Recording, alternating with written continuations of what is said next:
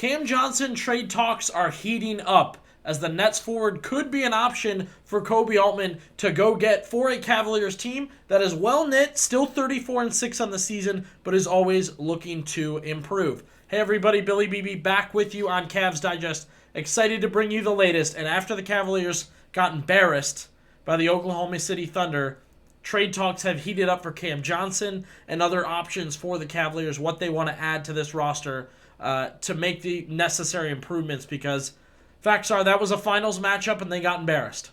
I think it's interesting. The wing talks are heating up.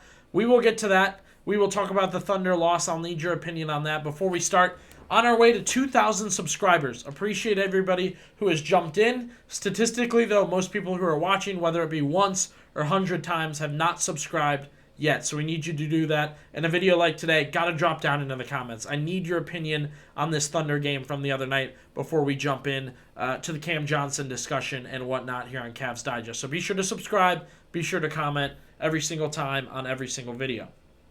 For the Cavaliers, as I said, they dropped to 34-6 on the season, embarrassed by the Oklahoma City Thunder.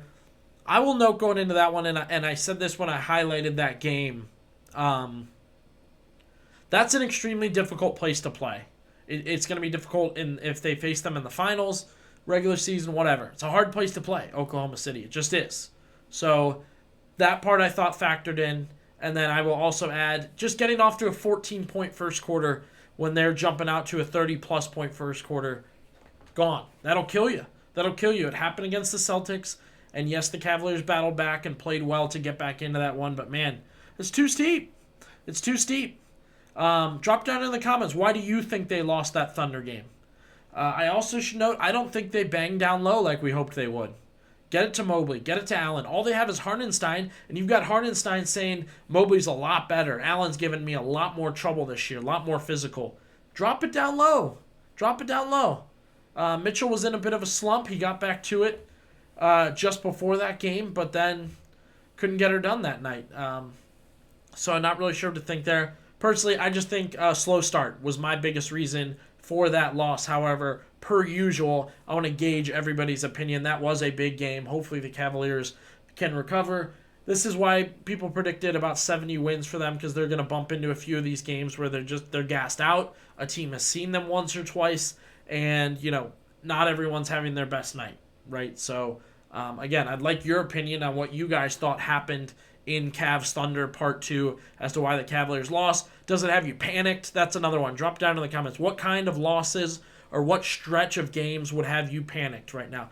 If you look, Cavs not great against the Raptors, but they get it done. Lose to the Pacers. They beat the Pacers with a giant night from Donovan Mitchell, but man, it took a lot to beat them. And then they lose to the Thunder. So not a great stretch. I don't know if I'm worried or just kind of double-checking everything with them right now. And speaking of double-checking things, looking through that roster, things they can improve on, Cam Johnson. Rumors heating back up through The Athletic.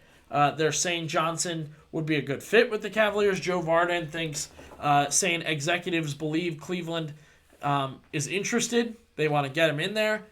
Look, I think, number one, I think it's interesting this comes right after the Thunder loss that, when we're winning, we're deep, and they're a great team, and this guy's doing this, and that guy's doing that, and then when they lose one game, and they need a wing. They've needed a wing. Cam Johnson has been somebody we've looked at since the summer, right? He is somebody we have looked at since the summer. He is a good player, good NBA player on a bad NBA team, which makes him look better than he is. That's just the truth with Cam Johnson. Looking at his stats there, Johnson could be a good fit. But again, with bad teams, it's important to remember somebody has to shoot. Somebody has to score. When he gets on our team with the Cavaliers, it's a whole different role. Maybe not even a starting role if he were to get with the Cavaliers. And again, we've talked about this for months since this channel started. Cam Johnson has been a name that was mentioned, right? So, kind of getting old to hear about this, talk about this. And again, when I hear from people in the comments, when I talk to people at games, when we're talking with different people, don't change it, don't touch it, don't mess with it. They lose one game, and they need a wing. They've needed a wing. They've needed a wing since July. Blah blah blah. So, look, I like Cam Johnson. I think if you can get him in here for not much, that's great. He's a good size wing that can knock down threes. Again, I've noted this a couple times when we talked about him this summer. NBA Finals experience. He was on the Phoenix Suns when they were up 2-0 on the Milwaukee Bucks. So he's been in big games. Western Conference Finals, NBA Finals. You like that about Cam Johnson. I think he could be a great, great role player for the Cavaliers. I really do. I think he's better than Dean Wade. So that should tell you kind of where we're at on that. Defensively, maybe not better, about the same or a little less, but better on offense than Dean Wade. So you'd kind of like to see that fit. And again, it was after this Thunder loss that all of a sudden the Cavaliers need Cam Johnson. Now, getting the deal done. We should talk about this. Getting the deal done. Let's throw back to what Brian Windhorst said in one of our past videos about what the Cavaliers can trade. Realistically, what they have looked at trading, what they have to trade.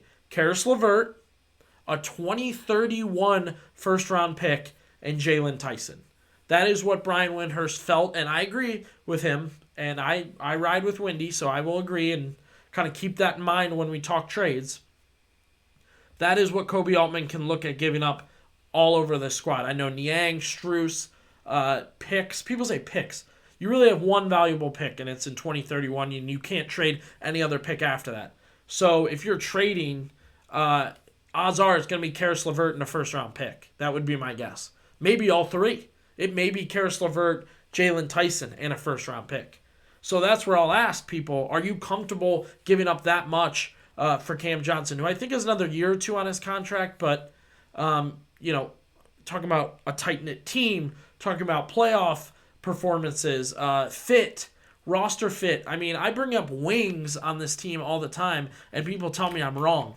Dean Wade's not a wing. Isaac Okoro's not a wing. George Niang's not a wing. I don't know. I don't know anymore. They just play these lineups, and it looks to me like that's who they have at wing at the moment. So I think Cam Johnson would be a guy you'd be confident to say is out there as a wing. Is Karis LeVert a wing, or is it a guard? It's tough to tell. And I think trading for Cam Johnson would settle that debate, but would it mess up your chemistry? Again, Karis LeVert, that was great last year. Karis LeVert, contract expiring, hot and cold in the playoffs, hot and cold in the regular season.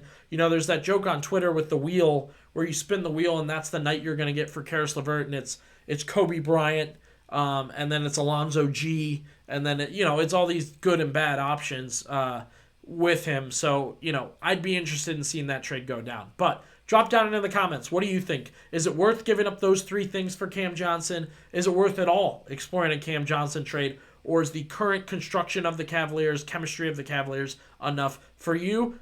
Drop down in the comments. Let me know. And again, why did the Cavaliers lose to the Thunder? I'd be interested to get your thoughts here on Cavs Digest.